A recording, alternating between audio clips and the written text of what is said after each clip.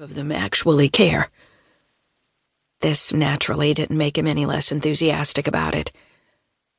Being as I didn't suffer from quite the same level of internal motivation, I lingered in bed for as long as possible, at which point I needed to be shaken out of it. Quite literally. I have hearing loss. It started in my early 30s, and now, in my mid-40s, it was profound enough that no alarm clock could break through the bubble of quiet that surrounded me when I slept without my earpieces in.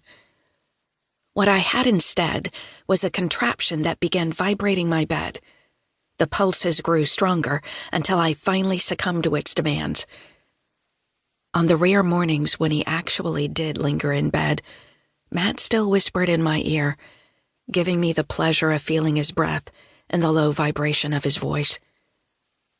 I could no longer hear his gentle North Carolina twang, or make out the actual words, but I always told him it was better that way. What woman wouldn't like a husband who always says the perfect thing? Still, I had to admit, Matt did pretty well for himself, even when I wasn't imagining the script. I was 5 years older than him, and was really starting to feel, 44. My once lustrous brown hair had become dull and gray-streaked. My hourglass figure was sliding south, such that it now more resembled a spoon. And I hated what was happening to my neck. Matt earnestly insisted I was only becoming more beautiful as I aged, which just meant that in addition to his other talents, he was also a gifted liar. Alas, there was no whispering this morning.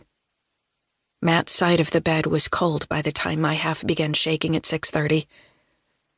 I resisted it as long as I dared, then put in my hearing aids and began focusing on Morgan, our irrepressible 9-year-old. Matt and I had always planned on having more children, until we actually had one. Then we decided that was enough. Being a family of 3 seemed to fit us. Matt was always reminding me the triangle is the strongest shape in nature. Once I got myself ready and Morgan off to the bus, I reported to my job at Baker Library, Dartmouth College's stately main branch. I work in cataloging and acquisitions, the perfect position for someone with hearing loss because it doesn't require a lot of conversation. It was the first Monday of February. Another cold gray day in Hanover, New Hampshire, a place where winter only feels like it lasts forever. A little after 10, I got a text from Matt.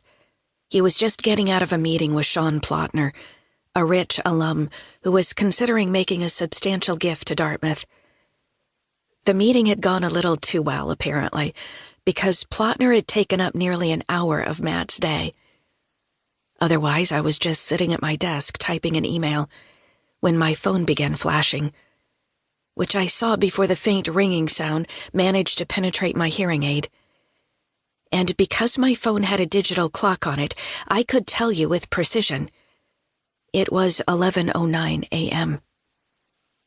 The call was coming from the main number at the Dartmouth College Department of Physics and Astronomy, which was how Matt's work number appeared on my caller ID. Matt didn't bother calling most of the time. He knew that even though my phone was equipped with captioning, I preferred text or email. He only called when he wanted to say something lovely and endearing, or naughty, which was why I answered with, "Hey, sexy." And then I both listened and watched as the screen spit out, "Hello, Brigid. It's Beppy Valentino." I blushed. Beppy was Matt's department chair, a theoretical physicist whose Italian accent sometimes challenged my phone's voice recognition software. "Oh, Beppe, I thought you were—" "I know. Look, I'm sorry, but something's wrong with Matt. He's having some kind of seizure." Chapter 2. Sean Plotner had never been sure when the boredom set in. Definitely not during the first billion. He was all in during the first billion. The second billion had kept his attention as well. He loved the chase, the deal, having his investing talents more widely acknowledged.